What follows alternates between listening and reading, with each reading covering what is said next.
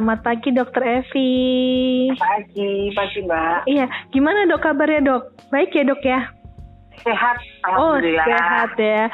Saya dengar-dengar dokter jadi garda terdepan juga ya Dok ya? Di rumah sakit ya Dok ya?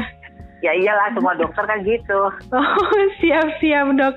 Oke Dok, ini kan kebetulan nih kan kita lagi di masa COVID nih Dok. Kayaknya kan kita nggak bisa ketemu nih Dok. Kita kan harus physical distancing ya Dok ya. Jadi ini kita via telepon ya Dok ya.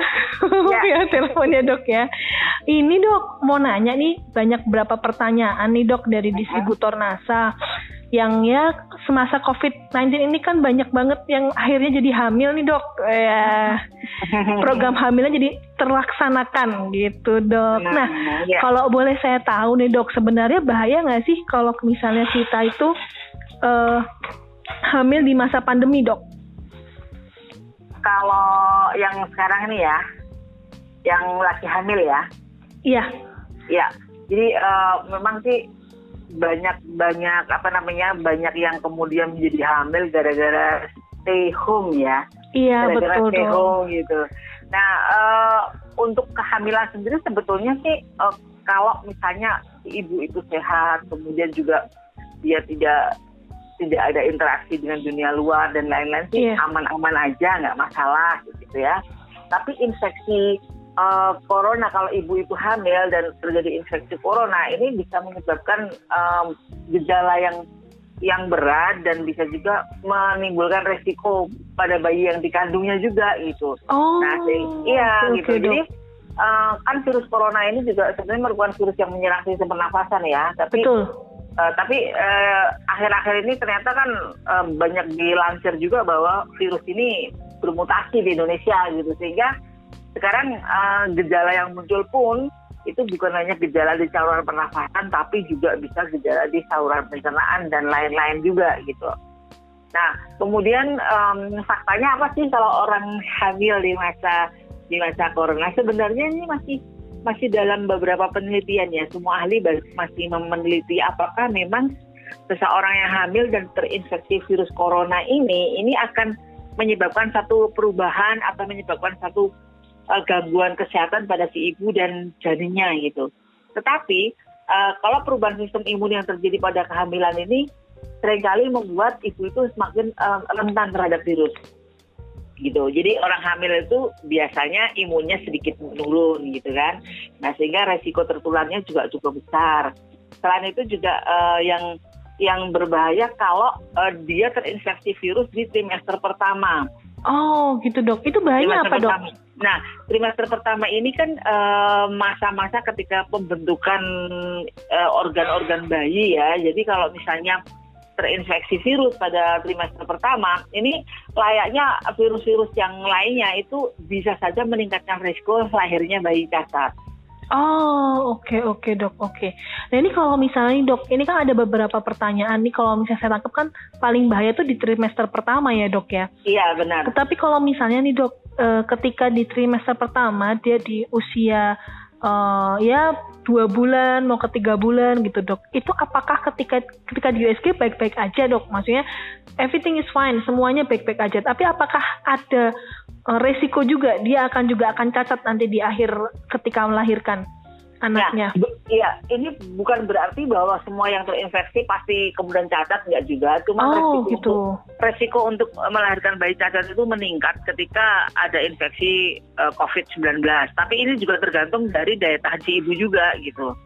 Nah, kalau misalnya kalau pembentukan tuh sampai trimester pertama, trimester pertama lah, 3 bulan pertama. Nah, ketika di USG kemudian tidak kelihatan ada kecacatan, ya mungkin aman gitu ya. Nah, sehingga kalau misalnya hamil, saran saya sih mungkin setiap bulan itu USG harus dilakukan. Oh gitu. Nah ini gini Dok, karena kan kemarin itu kan sempat nih ada beberapa distributor itu akhirnya ada juga mengatakan bahwa ketika USG itu mereka nggak bisa setiap bulan, karena dari dokter kandungannya itu mengatakan karena rumah sakitnya mungkin barengan sama pasien COVID ya Dok ya, mungkin sehingga mereka itu ditunda. Jadi misalnya 2 bulan sekali, 3 bulan sekali seperti itu Dok. Itu apakah cukup berbahaya Dok untuk ibu hamil? Kalau USG itu kan tidak untuk mencegah penyakit, USG tidak mengobati juga. Jadi USG itu hanya untuk melihat aja kondisi bayi gitu. Jadi kalau sudah terinfeksi ya sudah, memang itu akan berlanjut terus gitu. Kita hanya bisa berdoa semoga nggak apa-apa, hanya itu aja sih. Karena ya sekarang masih dalam penelitian, tetapi dari pengalaman yang dulu, di mana beberapa wabah yang sama, golongan corona dulu kan ada MERS, ada SARS kayak gitu ya. Iya betul. Nah, golongan-golongan infeksi yang disebabkan oleh virus RNA seperti ini itu memang beresiko tinggi untuk mengalami bayi itu lahir cacat, dan yang kedua adalah kalau itu infeksi terjadi pada trimester 3 itu ada resiko untuk mengalami bayi lahir prematur. Nah, kalau trimester pertama itu selain resiko untuk bayi lahir cacat juga resiko keguguran juga. Gitu. Nah ini kalau misalnya nih dok, ini kan banyak banget distributor NASA yang mengatakan bahwa ada beberapa pasien COVID-19 itu adalah ibu hamil, dok. Yeah. Jadi ibu hamil ini kan kata dokternya rentan untuk terkena COVID-19 ya, dok ya, karena mungkin kondisi tubuh ya, dok ya, sering mual, sering ini gitu. Nah ini kalau misalnya si ibu ini sudah terkena COVID-19, dok, gitu, dan kata dokter dia ada resiko untuk lahir cacat, lalu lahir prematur dan sebagainya ya, dok ya. Apakah nanti selama pengobatan di masa penyembuhan COVID-19 itu juga ada efeknya, dok, terhadap janinnya juga? Ya, sebetulnya semua pengobatan, semua obat itu memang ketika ibu lagi hamil itu memang ada resikonya. Hanya resikonya itu ada yang resikonya sangat kecil, efeknya ada yang tidak berefek, ada yang efeknya juga berbahaya. Jadi memang ada beberapa obat yang ini sekarang udah jarang digunakan juga. Kalau itu dikonsumsi dia bisa melahirkan cacat dan lain-lain. Nah, sekarang ini untuk pengobatan COVID yang saat ini pada ibu hamil memang sedang masih dalam banyak penelitian lah kayak gitu ya. Masih dalam banyak penelitian. Nah, sehingga kalau misalnya yang harus ingat-ingat atau harus dicatat itu adalah ketika sudah terlanjur hamil itu mesti harus bagaimana kayak gitu. Jadi bagaimana cara mencegah infeksi virus corona ketika ketahuan hamil. Yang penting itu sih. Jadi kalau misalnya, dan kalau sudah hamil pun juga dia harus mengubah beberapa gaya hidup, mengubah beberapa pola makan dan lain-lain, kemudian termasuk kebiasaan sosial supaya dia tidak terinfeksi oleh COVID. Karena kita tahu di Yogyakarta ya, atau di Indonesia, hampir sebagian besar di Indonesia itu sudah transmisi lokal. Artinya infeksi sudah terjadi di daerah tersebut, di kelompok orang-orang masyarakat tersebut, bukan lagi kasus yang impor. Apalagi sekarang udah ada OTG ya, dok ya, orang tanpa gejala ya, dok ya. Itu lebih yang justru yang paling banyak sekarang itu adalah OTG, dan OTG ini justru yang kita jadi gimana ya, orangnya nggak ada keluhan apa-apa, orangnya nggak ada bedet panas pun nggak ada, batuk apalagi, tapi dia bawa virus gitu. Nah, ketika daya tahan tubuhnya dia bagus, dia ketemu orang lain yang ditemuin itu kondisinya lagi nggak bagus, nah ini kemudian bisa terjadi yang namanya penularan. Sehingga sekarang kita itu ada jaga jarak, kita harus pakai masker, sering cuci tangan itu sebetulnya untuk semua orang. Jadi nggak bisa misalnya, oh itu cuma adik saya, sekarang virus nggak mengenal itu adiknya atau mertuanya. Betul dok, bisa menularkan gitu loh. Ya, kalau misalnya sayang keluarga maka sayangi, maka nggak perlu mudik gitu ya, dok ya, kalau kata orang ya. Nah ini saya mau minta saran nih, dok, kita mau ngasih saran kepada distributor NASA sama sahabat Roswi nih. Kira-kira saran apa nih, dok, untuk ibu-ibu sahabat Roswi yang sudah terlanjur hamil di masa pandemi ini? Bagaimana cara dia bisa tidak tertular atau minimalkan resiko bahwa dia terkena COVID-19 nih, dok? Gimana nih, dok?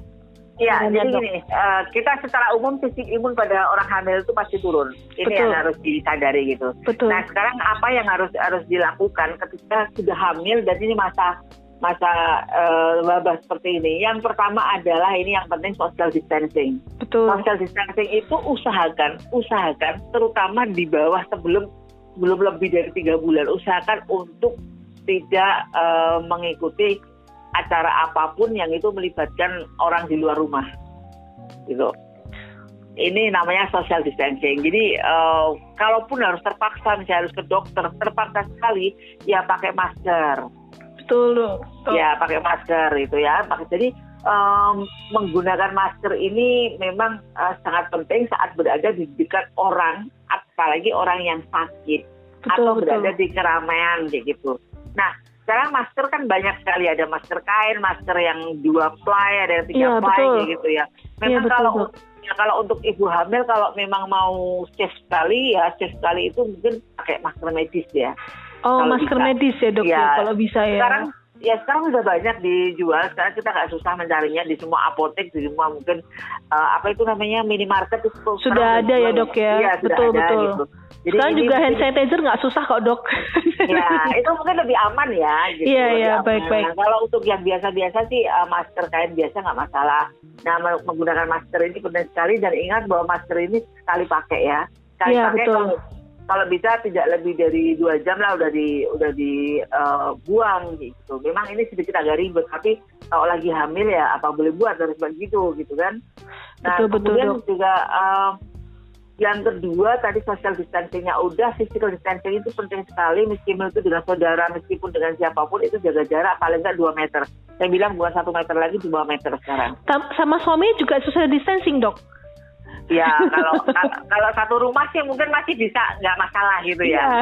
Ya, tapi kalau mungkin dengan orang yang di luar rumah itu loh, meskipun itu habisnya di kandung, ya kalau di luar rumah kan tetap saja itu resikonya karena resikonya tinggi ya. Sekali. Ya. Nah, kemudian juga ketika lagi batuk terutama, nah ini apakah dengan suami juga harus begitu? Kalau suami lagi sakit tidak sehat harus pisah rumah ya dok, kayak pisah kamar, pisah rumah lagi. Ya, harus ada jarak gitu. Iya. Dan kita tahu sekarang jarak itu bukan lagi 1 meter ya Mbak Nisa. 2 meter ya. Itu untuk ketika kita berbicara, tapi kalau ketika kita bersin, kita batuk itu harus lebih jauh lagi. Oh, oke dok. Gitu, karena ketika ada bersin tekanannya makin tinggi dan itu semakin melompatnya kumannya, dropletnya semakin jauh. Betul. Nah, kemudian desinfektan dilakukan juga di rumah lah, terutama juga untuk tempat-tempat. Itu kalau boleh tahu dok, memakai disinfektan itu kan karena kan katanya kalau orang hamil itu kan nggak boleh banyak kena kimia ya dok ya, kimiawi ya. Nah itu minimal berapa hari dok kita pemakaian disinfektan untuk suhu rumah dok? Nah sebetulnya ini kan sekarang ada yang baru nih, guideline yang baru terutama untuk yang udah kerja, bahwa kalau di kantor atau di tempat orang yang banyak dilalui orang itu kurang 4 jam sekali harus dipel lantainya. Iya, betul. Gitu. Kemudian kalau untuk desinfektan sebetulnya sih karena itu hanya untuk benda mati yang sering kita pegang, misalnya handle pintu, meja dan lain-lain, itu bisa sih mau sehari 5-6 kali nggak masalah, dan kalau orang hamil memang tidak boleh terpapar ya mungkin suaminya lah yang membersihkan ya. Gitu. Oh baik dok. Berarti tugas suami ya dok ya, makin jadi kayak ibu rumah tangga ya suaminya ya dok ya. Iya, kemudian yang penting lagi selain physical distancing, social distancing ini mencuci tangan ini biasakan. Dan cuci tangan sebetulnya apa yang direkomendasikan sebetulnya dengan sabun dan air mengalir selama 20 detik gitu. Kalau hand sanitizer itu hanya kalau kita dalam kondisi tidak ada air, kita ada di perjalanan, seperti itu. Dan hand sanitizer juga kita harus ada yang berbasis alkohol di atas 65% ya. Oh, harus di atas 65% khusus untuk ibu hamil ya dok ya berarti ya? Untuk semuanya sih. Oh, untuk semuanya. Bisa. Ya, kemudian biasakan membawa, jadi kalau kita kemana-mana itu bawakan ada macam pouch lah, itu ada isinya hand sanitizer, kemudian ada yang namanya masker, ada tas plastik yang untuk membuang masker, kemudian ada tisu, kayak gitu harus ada. Gitu. Kemudian ini yang menjaga daya tahan tubuh ini yang jadi ketika semuanya katakanlah lumpuh artinya virus itu sudah semakin banyak dan tidak terkendali, itu benteng terakhir adalah daya tahan tubuh. Nah, ini gimana nih dok? Katanya kan kalau orang hamil ini kan nggak boleh mengkonsumsi vitamin C terlalu banyak ya dok ya? Enggak masalah sebetulnya kan. Oh nggak masalah dok? Terlalu banyaknya seberapa gitu. Jadi memang ada, kita kan sarannya kalau vitamin C itu ya 1.000 paling enggak ya per hari. Iya betul, 1.000 per hari. Itu masih aman gitu. Masih aman, dibagi 2 lah, pagi 500, sore 500, kemudian pakai vitamin E. Nah ini sebenarnya untuk yang untuk ibu hamil ini bagus banget gitu. Kemudian yang penting lagi adalah asam folat ya. Ini vitamin asam folat itu jangan sampai lupa. Nah, kemudian juga untuk meningkatkan daya tahan tubuh ketika hamil, ini disarankan banyak mengkonsumsi makanan yang sehat ya. Dalam hal ini sayur, buah, kemudian makanan yang tinggi protein. Jadi sementara ini harus ditambah sumber makanan yang mengandung protein. Oh, baik dok. Berarti ini kalau saya tadi ambil kesimpulan, ibu hamil ini sama istilahnya tidak tertularnya itu caranya hampir sama dengan orang normal ya dok ya. Hanya saja perbedaan-perbedaannya itu adalah dari masker, lebih baik menggunakan masker bedah begitu ya dok ya. Terus perbanyak makan vitamin C, vitamin E. Kemudian tadi makanannya harus tinggi protein gitu. Iya, tinggi protein. Lauknya lah yang agak banyak juga. Kemudian suplemen jangan lupa, suplemen ini juga tadi yang vitamin C juga, kemudian ada asam folat, kemudian vitamin E, kemudian istirahat itu harus cukup juga. Gitu. Baik dok, baik. Oke, baik Dokter Evi, terima kasih sudah diberikan waktunya dok untuk masalah kehamilan dengan masa pandemi gitu ya dok ya, karena ini banyak pertanyaan sekali dok, karena kayaknya sahabat Roswi ini banyak hamil gara-gara Roswi dok kayaknya nih. Nah, semoga Mbak Lisa juga deh. Amin dokter. Ini juga ada pertanyaan lagi dok. Ini yang paling menurut saya itu adalah sesuatu hal yang sangat bagus pertanyaannya dari beberapa sahabat Roswi adalah salah satu kandungan Roswi yaitu kunyit putih ya dok ya. Kunyit putih ini apakah bisa membantu untuk menjaga daya tahan tubuh wanita dan pria? Kan katanya kan pria boleh mengonsumsi Roswi ya dok ya. Iya. Nah, apakah bisa dikonsumsi wanita dan pria? Dan kalau misalnya memang mengonsumsi sehari 2 kali atau sehari sekali, apakah ada efek tertentu ketika meminum Roswi ini dalam masa pandemi inilah dok, seperti itu? Ya, sebetulnya kalau saya lihat di kandungan Roswi beberapa kali sudah saya sampaikan bahwa di situ banyak juga kandungan herbalnya yang dia mengandung antioksidan yang cukup bagus gitu ya. Cukup bagus lah gitu. Nah, untuk kunyit putih ini memang ini sangat herbal yang sangat luar biasa juga. Jadi memang benefitnya banyak. Salah satunya dia memang dia antibakteri ya, antibakteri juga, kemudian dia juga anti-inflamasi juga, kemudian antioksidannya ini minyak esensial di kunyit putih ini bisa mengurangi dampak dari radikal bebas dan dampak dari infeksi. Jadi kunyit putih ini memang sangat bermanfaat sekali untuk meningkatkan daya tahan tubuh gitu. Oh baik dok. Nah ini kalau misalnya untuk jangka panjang minumnya boleh nggak sih dok untuk pria dan wanita nih? Nah sebenarnya sih kalau dalam dosis yang pada saat wabah seperti ini sih nggak masalah gitu. Jadi sampai saat ini kan memang belum ditemukan bahwa kalau minum dalam jangka panjang itu ada efeknya apa enggak. Meskipun hampir ya semua herbal itu vitamin sekalipun dia kalau sudah 3 bulan dia berhenti dulu baru minum lagi itu itu untuk memberikan kesempatan detox sih. Tapi kalau misalnya sedang masa pandemi ini boleh diminum terus-terusan dengan syarat minum air putihnya harus cukup supaya proses detoksifikasinya juga lancar. Oh gitu dok, berarti sebenarnya nggak masalah ya kalau sahabat Roswi mau konsumsi, karena kita kan nggak tahu nih dok masa pandemi COVID-19 ini sampai kapan gitu ya dok ya. Kalau saya dengar tuh sampai 2 tahun dok bersih gitu ya. Iya, saya sempat yang 2 tahun lama juga ya. Apalagi kan sekarang kita mulai kehidupan new normal ya dok ya. Istilahnya kita mulai kehidupan seperti biasa tapi kita mencoba untuk menggunakan masker, sering cuci tangan, lalu menggunakan baju yang panjang-panjang seperti itu ya dok ya. Nah ini kalau mau nggak mau ya dok, biarpun ngasain sumuk ya dok ya, nggak apa-apa lah ya. Yang penting sehat ya dok ya. Nah ini dok yang kalau misalnya nih dok dalam masa COVID-19 ini kan banyak orang OTG ya dok ya, orang tanpa gejala gitu. Nah ketika kita melihat ada beberapa mungkin ada beberapa orang yang mereka tidak takut dengan namanya COVID-19 ya dok ya. Banyak nggak pakai masker, masih banyak loh dok di Jogja itu yang tidak menggunakan masker. Lalu tidak mencuci tangan, lalu tidak ada physical distancing, social distancing gitu ya. Apalagi kita tahu kemarin saya sempat jalan-jalan dok di salah satu mall Yogyakarta gitu yang cukup terbesar, itu masih rame dokter, kayak nggak ada corona.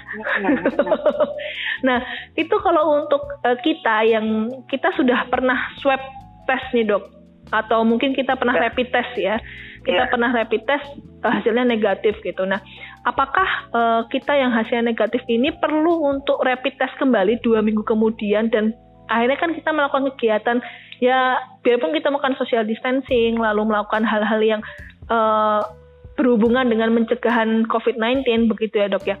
Apakah kita perlu melakukan rapid test kembali setelah 2-3 minggu kemudian, dan apakah sama 2-3 minggu kemudian itu kita tetap mengkonsumsi vitamin atau antioksidan yang tinggi seperti itu dok? Ya, jadi saya ingatkan lagi bahwa rapid test ini memang tidak untuk mendiagnosa seseorang terinfeksi COVID atau tidak. Oh, oke dok. Jadi rapid test ini hanya untuk screening saja, itu untuk apakah dia ada infeksi COVID. Jadi gini, ketika kita terinfeksi COVID, itu biasanya kemudian setelah muncul gejala, beberapa hari setelah muncul gejala, ini akan muncul IgM, IgG gitu. Ini adalah imunoglobulin yang menandakan bahwa ini udah ada antibody gitu kan. Iya betul dok. Ya, nah ini repotnya adalah ketika kita sekarang, misalnya sekarang terinfeksi, besok tes rapid. Ini kalau imunoglobulin ini atau antibody ini belum terbentuk, itu pasti negatif. Nah, sehingga kalau rapid test negatif ini, apakah pasti orangnya tidak terinfeksi? Belum tentu. Belum tentu ya.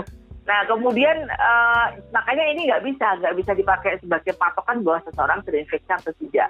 Beda sama PCR. Kalau PCR itu jelas bahwa kalau di situ ada virus COVID-19, itu PCR-nya pasti positif, yang swab. Iya, yang swab test gitu. Itu ya dok ya? Ya, tapi kalau misalnya rapid test itu memang tidak bisa untuk dipakai diagnosa. Sehingga kadang-kadang di penerbangan sekarang yang syaratnya harus rapid test, yang katanya berlaku 3 hari, sebenarnya ini nggak bisa gitu. Karena kalau sekarang tes, kemudian 3 hari masih negatif, pada hari berikutnya sudah terinfeksi, nah ini siapa yang tahu? Betul dok, betul. Nah, sehingga memang apakah harus diulang lagi? Ya sebenarnya tujuannya rapid test itu tadi apa gitu. Kalau hanya sekedar untuk tracing, untuk screening sebanyak orang sih nggak masalah. Tapi yang lebih penting lagi adalah tracingnya itu tadi Mbak Anissa, tracing gitu. Jadi tracing itu adalah menelusuri riwayat orang ini kontak dengan orang lain. Gitu. Dan itu di luar kota tempat dia tinggal gitu ya dok ya? Enggak, karena sekarang ini sekarang sudah menjadi transmisi lokal, jadi kita sekarang sudah nggak bisa lagi apakah dari luar kota, apakah ini susah sekali seperti ini. Iya ya, soalnya tapi kenapa setiap rumah sakit tuh masih menanyakan ketika kita masuk rumah sakit ya dok ya, pasti menanyakan apakah dari luar kota atau apapun gitu, apakah memang ada kayak seperti kami yang sering keluar kota atau bagaimana gitu dok, itu apakah memang ada kemungkinan besar terkena COVID-19 gitu dok? Ya, ini kan standar protokol internasional ya, jadi kita tahu bahwa berbagai, katakanlah sekarang di sini aja lah, di Surabaya sekarang udah masuk zona hitam ya. Iya, sehingga betul. Semua orang dari Surabaya itu kita harus anggap dia itu paling nggak OTG. Oh oke dok. Nah paling nggak OTG gitu. Ya. Nah ya, kemudian yang di rumah pun misalnya suami istrinya nggak kemana-mana, tapi ternyata suaminya itu masih bekerja, dia kerja ketemu orang, suaminya nggak pernah kemana-mana selain ke kantor, tapi temen yang ditemui tadi dia ketemu dari orang dari Surabaya, tentunya, nah itu bisa terinfeksi, dia membawa pulang kayak gitu. Jadi inilah penularan yang tidak kelihatan seperti ini yang sangat berbahaya, dan orang itu sekarang banyak yang mengabaikan gitu. Jadi kalau misalnya kita mau rapid test, boleh-boleh saja, tetapi kalau hanya sekali, memang itu tidak ada fungsinya biasanya nanti setelah 7-10 hari diulang lagi. Oh, begitu ya dok ya. Berarti tetap harus melakukan screening dengan dengan rapid test, biarpun itu dia sudah melakukan rapid test ya sebelumnya ya dok ya. Ya, jadi intinya seseorang itu saat ini semua orang harus dianggap OTG sampai dia terbukti tidak ada infeksi, hanya itu. Oh gitu. Baik dok. Nah ini kalau kita tahu nih dok, kan saya kemarin melihat dan membaca dari salah satu media sosial Jogja ya dok ya, bahwa Yogyakarta ini untuk kasus positifnya itu 0 dok untuk berapa hari ini ya dok ya. Iya. Kok saya lihat, apakah itu memang tidak ada transmisi lokal atau orang-orang pada takut untuk memeriksakan diri dok? Nah itu ya, jadi sebenarnya gini, apakah itu 0 itu angka benar atau tidak, itu yang harus kita pertanyakan gitu. Oh baik dok. Sebaliknya, Surabaya kenapa menjadi daerah hitam karena banyak itu, apakah itu buruk? Nah ini belum tentu juga, karena gini, bisa jadi angka yang kecil itu karena screeningnya nggak banyak. Oh, ya. Oke. Katakanlah kalau kita screening 100 orang, kita bisa mendapatkan 5 orang positif. Iya, betul, ya kan? Betul, dok. Tapi kalau yang kita screening itu 100.000 orang, mungkin bisa mendapatkan 500. Bagus yang mana? Dua-duanya sama-sama nggak bagus gitu, karena memang screeningnya beda. Kecuali kalau sama-sama screening 1.000 semua, yang satu dapat 5, satu dapat 10, nah ini baru bisa. Nah sekarang kan susah sekarang. Nah, jadi kita tidak bisa kalau udah 0, kita cuma dikit, kemudian kita nyantai, tidak takut. Nah, ini yang salah seperti ini, Mbak. Oh, baik dok. Nah, ini kan tadi kita lihat nih, kata dokter kan banyak orang OTG ya dok ya sekarang. Apalagi kita sekarang masuk kehidupan new normal ya dok ya. New normal. Kalau saya sendiri sih agak was-was sebenarnya dok ya kita masuk new normal ini. Karena kan saya nggak tahu nih, biarpun saya sudah masuk kerja, tapi saya nggak tahu apakah saya berhubungan dengan orang kontak, berhubungan langsung dengan OTG atau tidak gitu ya dok ya. Nah sebenarnya boleh nggak sih dok kasih saran barang-barang apa aja sih yang perlu dibawa oleh orang-orang yang akan masuk ke new normal nih dok? Iya, sebetulnya kalau barang-barang harus dipakai, tadi saya bilang harus ada semacam care kit gitu ya. Care kit itu yang dia harus bawa kemana-mana, isinya standarnya ada, yaitu masker harus ada 3 itu masker. Kenapa harus ada 3 di situ? Itu kan kira-kira sekitar 4 jam sekali, 2 jam sekali, kalau emang kotor kita bersih-bersih kan harus ganti. Betul. Nah, kemudian gantinya tadi taruh mana? Mesti harus ada tas plastik tersendiri untuk membuang ke tempat sampah ya dok ya? Ya. Kemudian yang kedua, hand sanitizer tuh harus. Yang ketiga, sabun ini usahakan tetap harus ada. Kemudian tisu. Nah, ini kenapa saya bilang tisu? Karena kalau tisu itu kan sekali pakai dibuang. Jadi kalau handuk, takutnya dia udah terpapar, masuk lagi ke dalam tas. Nah, seperti ini. Gitu. Kemudian ya yang paling penting sebetulnya hanya itu aja. Tapi kalau misalnya mau memakai face shield itu boleh. Kalau misalnya kayak alat ibadah gitu dok, apakah bisa barengan atau sendiri-sendiri saja dok bawanya dok? Nah, kalau alat ibadah ini selalu saya sarankan sendiri-sendiri, karena kita itu termasuk salah satu yang mungkin bisa terpapar, dan kalau misalnya ada droplet yang masuk atau menempel di alat ibadah itu bisa keringnya lama, itu bisa menularkan. Oh gitu. Kalau alat makan nih dok, alat makan apakah juga bawa sendiri? Sama ya dok ya? Sama. Alat makan itu bawa sendiri, atau mungkin pokoknya jangan berbagi alat makan dan alat minum. Oh baik dok.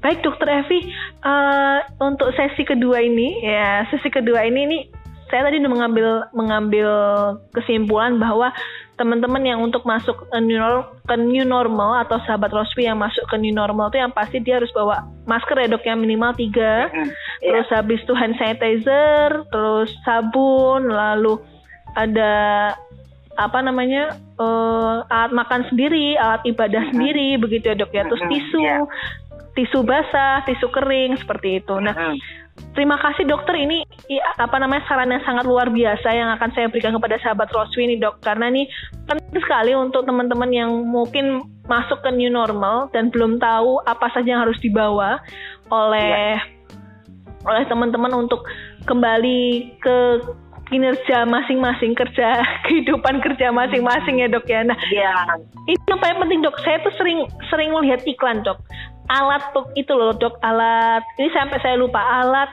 yang untuk nyentuh lift, apa sih, zero touch tool apa gitu dok. Jadi dia ada alat untuk nyentuh lift, buka pintu gitu dok. Jadi nggak langsung tangan tuh, apakah perlu juga dok? Nah, sebetulnya sih, kalau ada ya nggak apa-apa sih gitu. Kalau ada nggak apa-apa.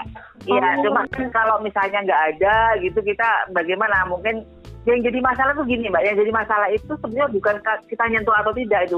Kita kan secara tidak sadar tangan kita itu selalu menyentuh bagian wajah kita secara otomatis. Betul.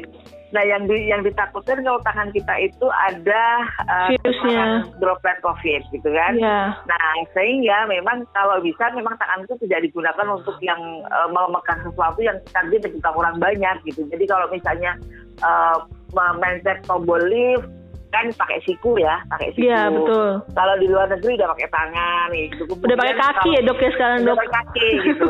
Karena ini menyentuh apapun itu sebetulnya setelah menyentuh tetap harus pakai hand sanitizer.